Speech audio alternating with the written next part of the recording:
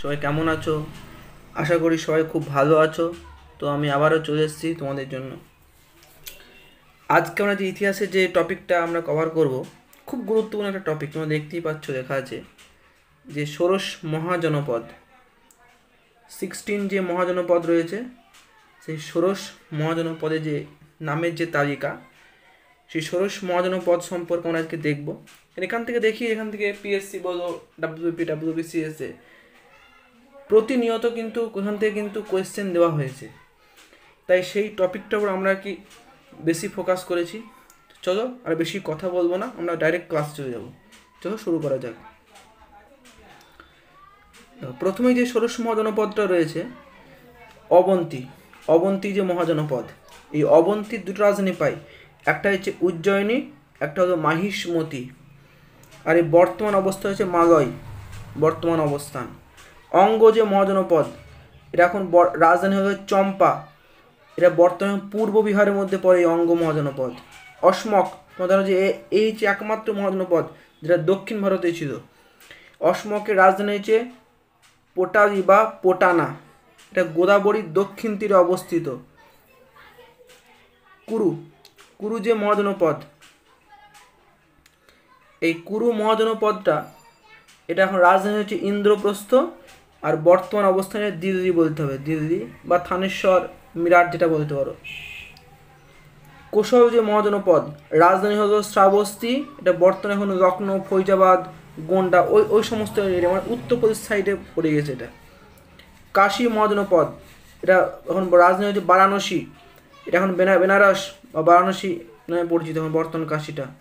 বিশ্বের সব থেকে প্রাচীনতম জীবিত শহরের নাম হলো এই কাশী। কম্বোজ রাজধানী হচ্ছে রাজপুর, এটা দক্ষিণ পশ্চিম কাশ্মীরের মধ্যে এখন পড়ে কম্বোজ।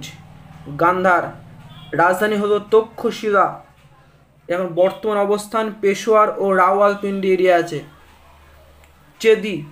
চেদির রাজধানী হচ্ছে শক্তিমতি, এর যমুনা এবং নর্মদা নদীর যে মধ্যবর্তী স্থানে আছে এই চেদি।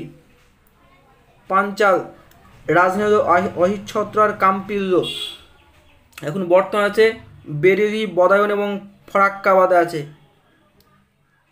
পরবর্তী লিস্টটা দেখিনি যে কী আছে। ব্রিজি যে মহাজনপদ, ব্রিজি বা বজ্জি বলা হয়, এটা একমাত্র ছিল কিন্তু প্রজাতান্ত্রিক মহাজনপদ, খেয়াল রেখো। রাজধানী হলো বৈশালী, হলো রাজধানী, এটা উত্তর বিহারে যেটা হচ্ছে মজফরপুর এরিয়া, ওইখানের মধ্যে আছে। বৎস, রাজধানী হলো কৌশাম্বী, এবং বর্তমানে হচ্ছে এলাহাবাদের এরিয়ার মধ্যে আছে বৎস। মল্ল মহাজনপদ, এই মল্ল হচ্ছে এমন একটা মহাজনপদ যেখানে গৌতম বুদ্ধ এবং মহাবীর দুজনেই মৃত্যুবরণ করেন, এবং এই ব্রিজি এবং মল্ল দুটি হলো প্রজাতান্ত্রিক রাজ্য সেই সময় ছিল। তা মল্ল যে মহাজনপদ, রাজধানী হলো কুশিনারা বা পাবাপুরি, এটা গোরক্ষপুরম এরিয়ায় রয়েছে, মানে উত্তরপ্রদেশ। মগধ, রাজধানী হলো রাজগৃহ বা গিরিব্রজ এবং পাটলিপুত্র, এখন বর্তমান অবস্থান দক্ষিণ বিহার, পাটনা ও গয়ার মধ্যে অবস্থিত। মৎস্য মহাজনপদ, এটা আছে বিরাটনগর হচ্ছে রাজধানী। তো এই মৎস্য যে মহাজনপদটা, এর এরিয়াটা কোনটা? এর এরিয়াটা হলো যে জয়পুর, আলোয়ার ও ভরতপুর।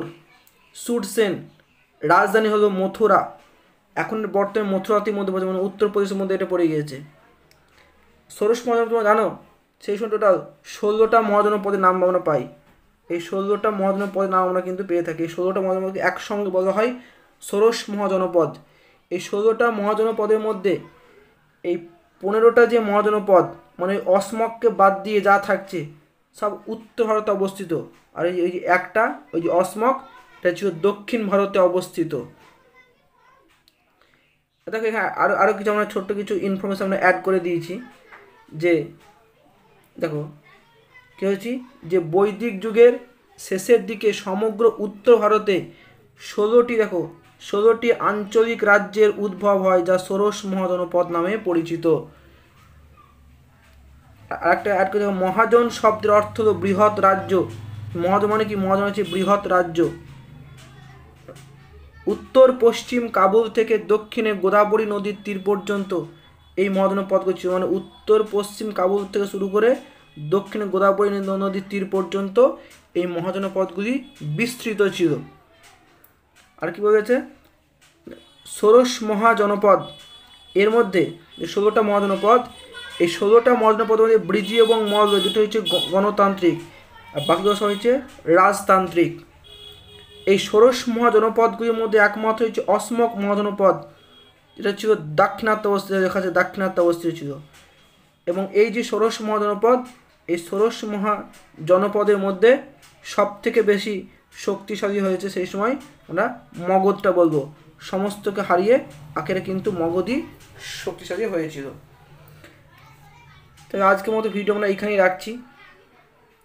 প্রত্যেককেই বলবো, ছোট্ট একটা ভিডিও, অনেক ইনফরমেটিভ ভিডিও রয়েছে এর মধ্যে, অনেক কিছু ইনফরমেটিভ আমরা তথ্য ওখানে শেয়ার করে দিয়েছি। তা প্রত্যেকে বলবো, যারা এই ভিডিওটা দেখছো এবং এদের যে আগেকার যে ভিডিওগুলো দেখোনি তারা কিন্তু অবশ্যই ভিডিও দেখে নিও, ওখানে কিন্তু এই ধরনের বিষয় খুব গুরুত্বপূর্ণ টপিক কিন্তু আমরা আলোচনা করেছিলাম। তো প্রত্যেকে ভিডিওটা অবশ্যই লাইক করে দিও। এতক্ষণ ধরে দেখছো নিশ্চয়ই, মানে তোমার মধ্যে নিশ্চয়ই কোনো উপকার এসছে, ওইটা লাইক করে দিও এবং বন্ধুদের মধ্যে অবশ্যই ভিডিওটা শেয়ার করে দিও। কেন আমরা যত স্টুডেন্টস হবে এবং যত দেখবো, যত লাইক হবে, আমার কিন্তু নিজে কিন্তু পড়ানোর কিন্তু একটা এনার্জি থাকবে, না অনেক স্টুডেন্ট কিন্তু দেখছে, তাই আমাকে আরও ভালো করে পড়াতে হবে। এবং যারা চ্যানেলে নতুন আছো অবশ্যই বলবো চ্যানেলটা কিন্তু সাবস্ক্রাইব করে নিও। এই সাবস্ক্রাইব করলে কী হবে, এই চ্যানেলে যে নতুন নতুন ভিডিও যেগুলো আসতে চলেছে, এইগুলো কী বলবো, একটা হচ্ছে মাস্টার ক্লাস, একটা টপিক ওয়াইজ কিন্তু অনেক ক্লাস দিচ্ছি। চলো দেখা হচ্ছে পরে ভিডিওতে, পরে এই ধরনের আর একটা ইনফরমেটিভ ভিডিও নিয়ে আসবো, যেখানে আপকামিং সমস্ত এক্সামের জন্য হেল্পফুল হবে।